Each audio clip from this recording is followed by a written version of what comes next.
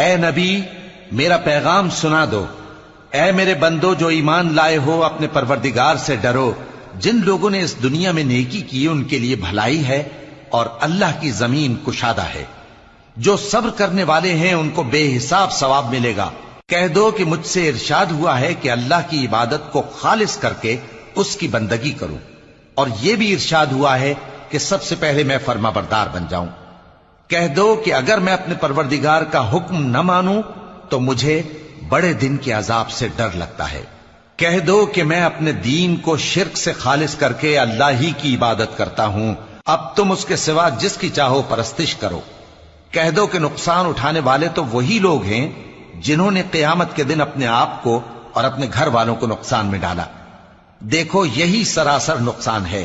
ان کے اوپر آگ کے سائبان ہوں گے اور نیچے اسی کے فرش ہوں گے۔ یہ وہ عذاب ہے جس سے